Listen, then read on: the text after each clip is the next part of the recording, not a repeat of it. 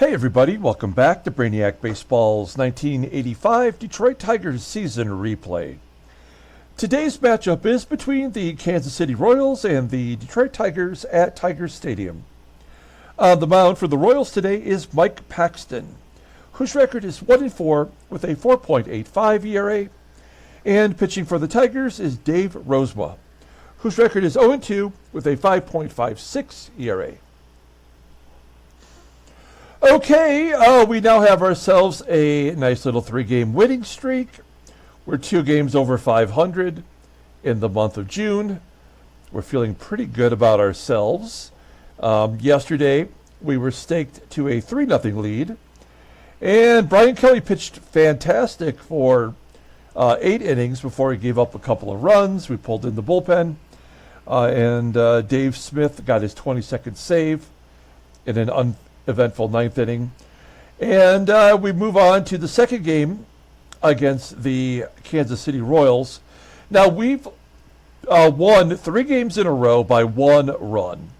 And you can see throughout the rest of the month how many games have been decided by 1 run. So I'm like, you know what? Let's take a look at the standings and look at 1-run games. We have played in a total of 27 1-run games. And the average team has played in 18. And I feel like that's by the game's design. We're playing on the hardest level, the most difficult level on this game, which is mogul level. And I feel like that's got to play a big part in all of these ridiculous things that happen to us. We had the game in hand yesterday. Kansas City couldn't get a single run off of us for 8 innings, and it looked like Kelly was going to get a complete game shutout, or at the very least could complete a game. But Baseball Mogul would not let that happen. He gave up a leadoff triple. That run scored on a sac fly, and then in the 9th inning, there was a home run for the Royals by Lombardi. And, that had to happen because the games must be close on mogul level. I've never, ever played 1 game in the 20-plus years that I've played Baseball Mogul at a lower difficulty setting other than the mogul setting. So I don't know what else it would be like. Would it be more realistic if I played at the medium level, whatever that's called? I don't know. It could be. But I want to be challenged every time I go out here and play one of these games. I just don't want to feel like I don't have a shot to win. And it feels like it's one or the other. Having 27 1-run games, I think, says a lot about the programming, and I think that leads directly to why we have so many frustrations with this game. Anyway, I thought I'd take a moment and point that out. We are also now 2 games above our Pythagorean, which also makes me think sooner or later we're going to get clobbered. That may or may not be true, but nonetheless, we'll go ahead and get started with Game 2 of the series. We've got our number 5 starter, Dave Rozema, on the mound. This may be his last start of the year, as we're giving strong consideration to putting Danny Jackson back into the rotation. And we're facing Mike Paxton, who's been out of baseball in real life since 1981. We're still using his 1981 Fleer card. So as always, I appreciate everyone following along, like and or subscribe to the channel. Let's take a look here at Dave Rozema as the game is taking its sweet time. Loading. There we go. We got Rosie on the mound. Shotzi is still recovering from his start, so he's unavailable. And Danny Jackson will be back tomorrow. David Cohn will be back in 2 days, so he'll be back in time for his next start. So once our team gets healthy, maybe we go a week, see how we do, and then maybe we make a trade for a starting pitcher. There's Mike Paxton. He's a right-hander. We have our lineup in there versus righties. Willie Wilson, again, listed as tired, so we're going to give him the day off. Everybody else is the same. All right. Let's go ahead and do the lineup rundown for the Royals. A little mixed up from yesterday. Today, batting leadoff and catching is Phil Lombardi. Batting second at third base is Rene Gonzalez. Batting third and DHing is Tony Barron. Batting cleanup, playing first base is Fred McGriff. Batting fifth in right field is Darryl Motley. Batting sixth in left field is Butch Davis. Batting seventh at second base is Kelly Heath. Batting eighth in center field, is Cliff Pastornickky. And batting ninth, back at shortstop today, is Garry Templeton. We'll take a look here at Dave Rozema. Rosie making his ninth start of the season. No, I'm sorry, this will be his eighth start. They always get that right. He's 0-2 with a 5.56 ERA, 24 strikeouts, in 66 and a third innings pitched. Opponents are batting .273 against him. He has a save, he has a bluey in relief. His fastball has somehow magically jumped up to 89 miles an hour a few games ago. Ground ball percentage is 55%, which is very high. The only pitch he has that's any good is a sinker, rated an 80, overall rated a 79. The 28-year-old righty is a free agent at the end of the year. We have him on the block, but he is still untradeable, is he not? Yeah, he will not approve a trade to any team. Okay, we'll take a look at his log. Now, he has played against the Royals? No, he has not. But you'll see his last two starts have been actually pretty good. He went 5 innings versus Milwaukee, giving up a run. He went 6 2/3 versus Toronto, just giving up a run. He only walked 1 in those 2 games, and he doesn't strike out batters very often either. So that makes me feel good. We'll take a look at our defense. Solid everywhere, with the exception of Bass in center field. He's going to have to cover a little extra ground today. And behind home plate is our boy BERRYHILL. Okay, Phil Lombardi leading it off. Yesterday he batted second, hit a home run. Today he's in the leadoff position, hitting a ground ball to second base where Whitaker makes the play, 1 out. Here is Rene Gonzalez with a fly ball to left. That might find a hole. No, it's going to be caught by Gibby in left field. 2 quick outs for Rozema. That will bring up the DH, Tony Barron. 18-year-old called up from single A. Hits a ground ball to short, and that will do it. We go to the bottom of the first. Let's go ahead and take a look at our lineup. Batting leadoff at shortstop is Barry Larkin. Batting second at second base is Sweet Whitaker. Batting third and DHing is Terry Kennedy. Batting cleanup and catching is Damon BERRYHILL. Batting fifth in left field is Kirk GIBSON. Batting sixth in right field is Jim EISENREICH. Batting seventh at third base is Mike Pagliarulo. Batting eighth at first base is George Brett. And batting ninth in center field is Kevin Bass. Okay, Mike Paxton. He got a contract extension. He's going to be pitching, whether he likes it or not, through the 1987 season. That just blows my mind. He's making his 6th start of the year. He's 1-4 with a 4.85 ERA. More walks and strikeouts. Opponents are batting .260 against him. He's got 2 complete games already. Fastball topping out at 90 miles an hour. Ground ball percentage is 43%. He does not have a single pitch at league average or better. The fastball is the best he has to offer at 79. Overall rated at 75. The 31-year-old right-hander is on the right team if he wants to keep pitching. The Royals' pitching staff is just horrible. We'll look at his log. And actually, other than his first start, in which he gave up 12 runs, the game has allowed him to try to, compensate the other direction. He's only given up 4, 3, 3, and 3.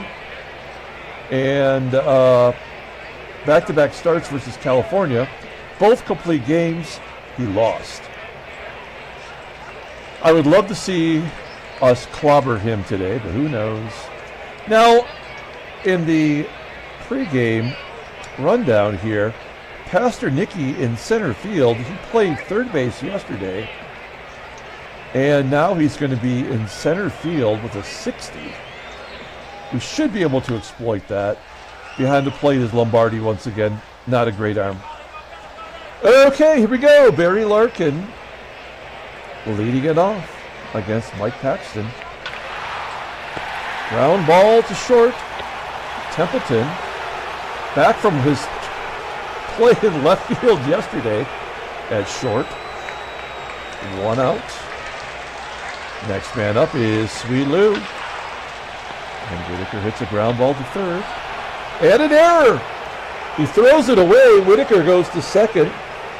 Royals had 3 costly errors yesterday. And we've got a runner in scoring position for TK. Kennedy batting .321, 10 home runs. Strikes out swinging. Looked like a check swing. First K for Paxton. And that'll leave it up to Berryhill, who has really let us down this year. Yeah, we got duped on that deal. That'll do it. We go to the top of the second inning. And Fred McGriff will lead it off. McGriff batting .219 with 3 home runs. This is his second full season with a 97 power. And he is not ready for prime time, but they're giving him at-bats. He rips it, but right at Brett. Snags it from the first out. 1 down. Here is Darryl Motley as a base hit into center field. A single as Bass gets it in. Motley on first. I can't imagine he would try to steal. We'll play regular depth, hoping for a double play. Here's Butch Davis. He had the day off yesterday. And a ground ball to Whitaker. Oh, Davis has good speed. Beats out the double play. So 2 outs for Kelly Heath, batting .083. Looks like he is a utility guy. Getting a start today. 1-2 count. And Rosie strikes him out. That's a rare strikeout for Rozema. We go to the bottom of the second. I mean, much like yesterday's game, a pitcher's duel that should not have been. It should have been a blowout. There we go. Paxton walks Gibby. And we've got the leadoff guy on. Definitely a hit and run situation with EISENREICH. EISENREICH hit his 10th home run of the year yesterday. And a ground ball to second. Gibby will advance. And once again, we have a runner in scoring position. Here's Mike Pagliarulo. Still hitting pretty well for a guy with a 71 rating, batting .280. He walks. That'll set up a double play with Brett. Brett he's been sneaky. Look, if you look at his log, I mean, there's not a lot of zeros in the hit column. But he's a 1-for-4 guy right now. No home runs in forever. Here's Brett. Oh, there we go! Down the right field line, all the way into the corner. A run scores. Pagliarulo holds at third, and Brett has himself an RBI double. His 9th of the season. And his second double in 3 games. Man, if he's breaking out of the slump, that would be great. We are going to go on contact with Kevin Bass. Only batting .174 versus righties. And a base hit to left. Will Brett score? He does. It's 3-0 Detroit. And I'm beginning to feel a little bit better about our boys. We're going to hit and run here. Runner on first, less than 2 outs. It's always a good idea. Except for when that happens. And Bass steals second on Lombardi. He was already going. That's the second stolen base of the year. That's the only way we get stolen bases anymore. So Larkin strikes out, and that'll bring up Lou. 1-2 count to Whitaker, and Whitaker hits a ground ball to short. And that will do it. We go to the top of the third. Tigers put 3 on the board. It's 3-0. When you're looking at my game, or if you're playing it at home, a version of this of your own, do you look at the top box or do you look at the bottom box? Like, I never look at this down here. I'm always looking up here for the result. I'm always curious if you look at the game a different way. I do take the time to make sure every player's skin tone is somewhat accurate. And but I only do it for the viewer. I don't ever look at it myself. So I'm just curious if you look at the top box or the bottom box. Okay, Pastornickky will lead it off. Hard hit ground ball to Pags. He's making the play. Garry Templeton showed us his versatility yesterday. I mean, he can play left, he can play right, anywhere in the infield. That's a valuable guy. And still only 29 years old as he approaches 1,500 hits. Yeah, he tagged it. Left center field. His first home run of the season. He's got a power of 70.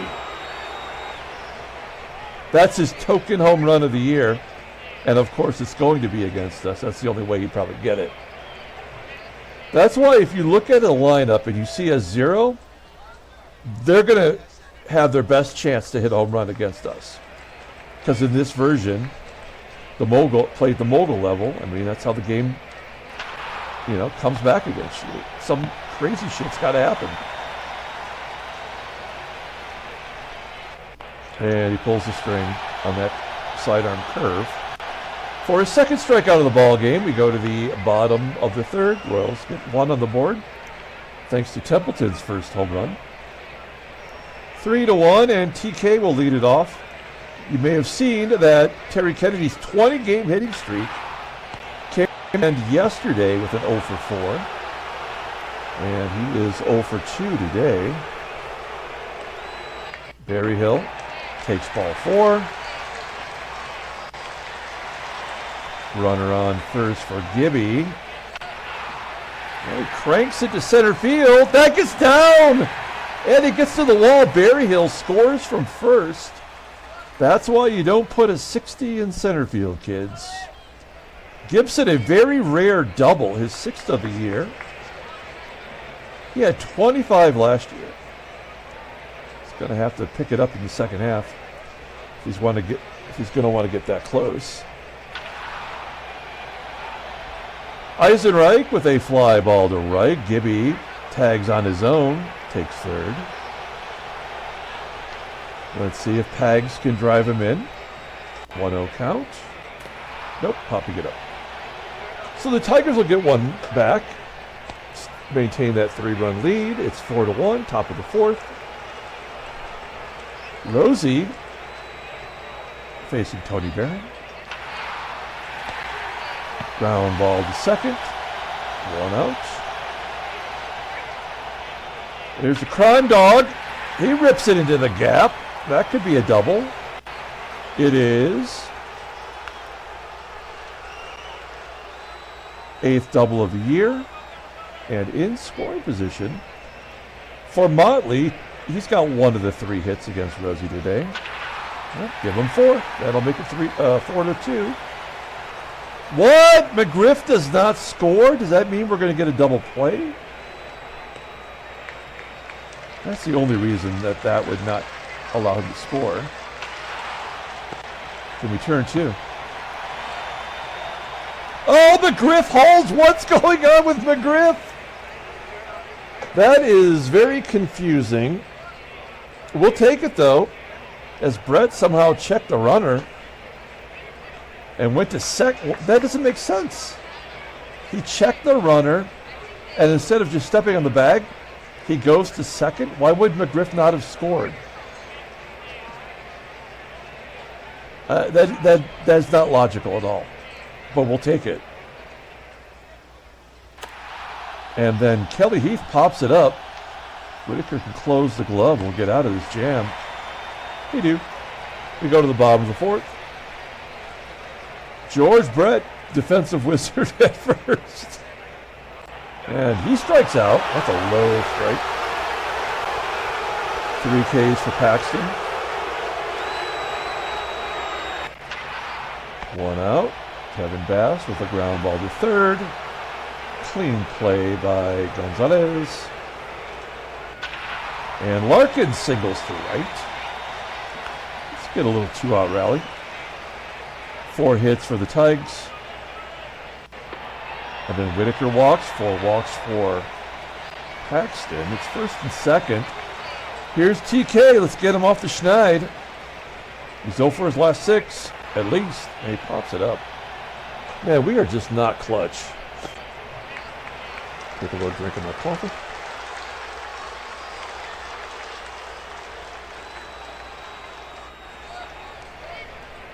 Drinking a little cappuccino today. It's good stuff. Okay, Rosie pitching well and a chance here to get us through 5, which would be something. Throwing the sinkers, popping up Pastornickky. All sinkers. This is my sinker and this is my stinker, as Will Ferrell might say. And a base hit for Templeton. He's 2 for 2. Templeton on first. Phil Lombardi's up. Oh, look at that. Strikeout number 3 from Rozema. Rozema's making a case to be our 5th starter. If you can get 1 more out, that's 3 strong starts in a row. Gonzalez with a fly ball to left. Ooh, I thought that was going to fall in, but Gibby will make the catch. We go to the bottom of the 5th inning. 4-1 Detroit. Mike Paxton at 72 pitches. Here's Damon Berryhill, walked and scored last time, striking out to begin the 5th. 1 out, and then the walk. Gibby's 2nd walk today. Now, if I believed in the stolen base, I would steal right now, but we're not going to. We're going to hit run. Why would I steal? Why would I ever try to take an extra base? We're winning plenty of games by eliminating 2 major facets of baseball. EISENREICH down the line, off the wall. A 90% chance for Gibby to score, but I'm still going to say no. A double for EISENREICH. His 8th double of the season, well, for the Tigers, 14 total. EISENREICH finally coming around. What's he batting? I think the 264. Now we'll go on contact. Unlike with McGriff, we will try to score if it's a ground ball. 1-1 count to Pags. Oh, that's a line drive. That double play. Oh, everybody gets back. Oh, it's Brett. Never mind. He takes ball 4. 6 walks at 90 pitches. They're keeping Paxton in there. Let's see if Kevin Bass can eliminate him right here. Full count. Oh, base hit, bleeding through the infield into center field. 2-run score. A 2 RBI single for Bass. I did not expect that. That's a clutch hit. It's 6-1. Paxton remains in the game. And a wild pitch moves everybody up. All right. That's ridiculous. There we go. Larkin grounding out to first. Okay. Well, with a 5-run lead, I can let Rosie go 1 more. If it was tight, I probably would not. But it's the heart of the lineup, including a left-handed bat. Barron flies out to right. Prime Dog had a double. And now he's got a single. Runner on first for Darryl Motley. 0-1. Fly ball to right. 2 outs. Here's Butch Davis. Batting .207 versus righties. Hard hit ground ball at Whitaker. And Whitaker makes the play. Great job by Rosie today. Another strong outing. That'll do it for Paxton. They're going to bring in Darryl Smith, making his 11th appearance out of the pen. He's 0-1 with a .990 ERA, 25 runs in 20 innings, more walks than strikeouts, and opponents are betting .355. I think I like this guy. Fastball doesn't really exist. He's got a changeup and a sinker. Both are not terrible. Overall rated an 82. The 24-year-old is arbitration eligible at the end of the 87 season. Okay, 5-run lead. Let's see if we can add to that. Oh, he's a side armor. As Lou grounds out to second. Let's look at the in-game stats. We've only got 6 hits today. It's like the bottom half of the lineup is making the most contributions. Terry Kennedy, he is slumping right now. He's 0 for 8 in the previous game and today. And BERRYHILL strikes out. Wow, that's dominating.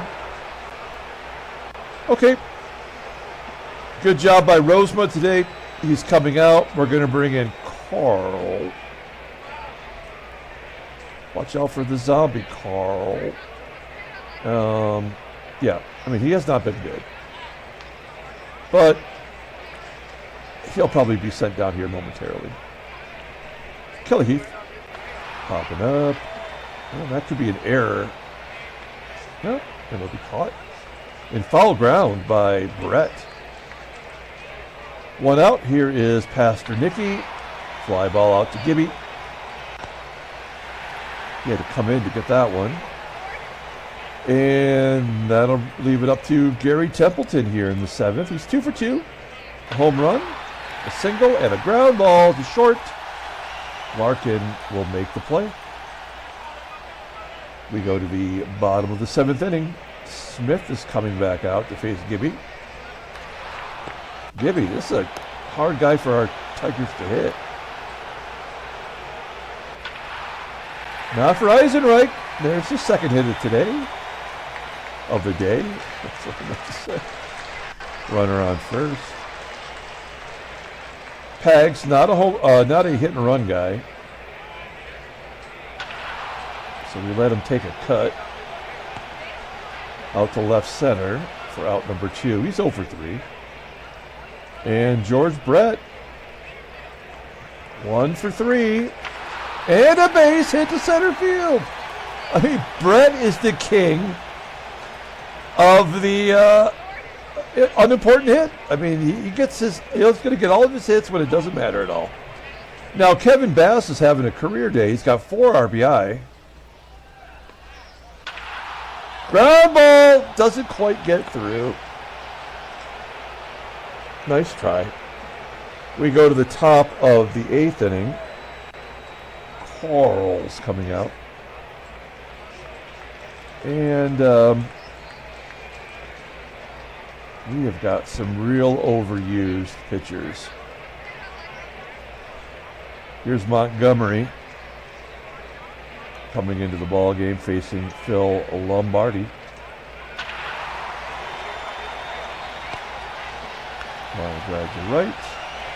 I have no idea if Phil Lombardi is in any way related to Coach Lombardi of the Packers. I could look that up for you, but I won't. Bear with the base hit in the center.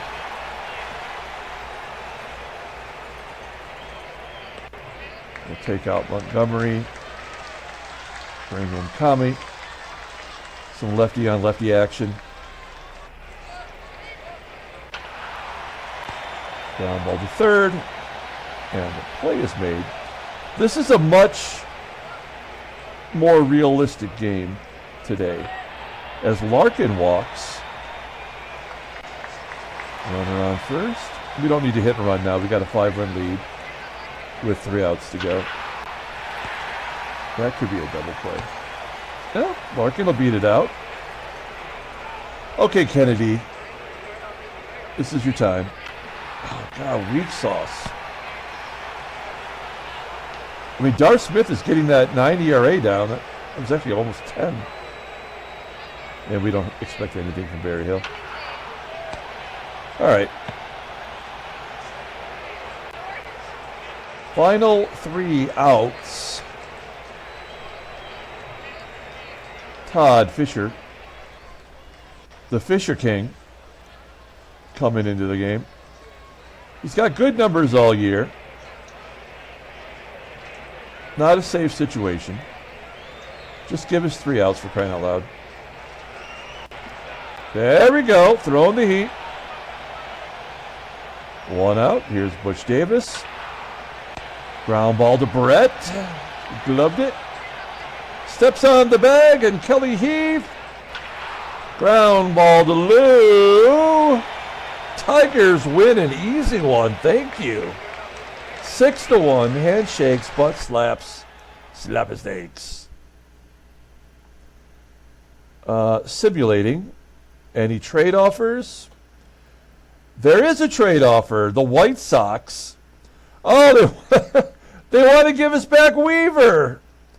And also Jim Olander, I don't know who that is, for Danny Jackson and Lou Whitaker. I mean, that's a big no. But how is Roger Weaver doing? He's their closer. He had 12 saves last year between Toronto and the Sox. And he's 10 for 12 in save situations, a 188 opponent's batting average. Why would they want to trade him? He's due for a contract, yeah. Do they want Danny Jackson or do they want Lou? I don't know. But it's not happening. Okay. Take a look at the standings. Okay, we are now 2.5 back. 4 wins in a row. So is Cleveland, who is now only 5 games back. Looks like there's going to become some separation here. White Sox have won 3 in a row. Kansas City has now lost 13 in a row. If you look at Kansas City, at their calendar, they've lost every game this month. That hurts the pride. Okay, let's take a look at headline news. Brainiac Baseball Daily Beat. There was a big trade yesterday with the White Sox. Fernandez gets 4 hits for the Indians he's on. Aguilera gets 5 RBIs in a losing cause. That's the Blue Jays. Chicago defeats Philadelphia to share first place. And Detroit beats Kansas City. 2.5 back. I think Dave Rozema gets his first win of the year. Transactions, any trades, anything going on? Oh, Randy Johnson, the correct Randy Johnson, is going to miss 18 days. He's 8-3 this year with 108 strikeouts in 106 innings pitched. The Reds are going to be good before too long. All right, let's go ahead and pull up the box score and get out of here. Thanks for watching, guys. Like and or subscribe to the channel. TBRA back under 4. Player of the game, I want to give it to Rozema, but I'm not going to ignore Kevin Bass's 4 RBI. He did not even get the game-winning RBI, but he was clutch, and his good hitting made me relax a little bit. Gibby got on base 3 times also. 7 walks. We did not walk a single batter today, and they walked 7. I look at that as a game, and I'm like, that's like when one team in basketball gets 20 foul shots, the other one gets 3. It just doesn't feel right when that happens, but we'll take it. And that'll do it. We will come back tomorrow, play Game 3 of the series. Jeff Robinson will be on the mound. This is a good team to get right against. Until then, everyone, have a great day.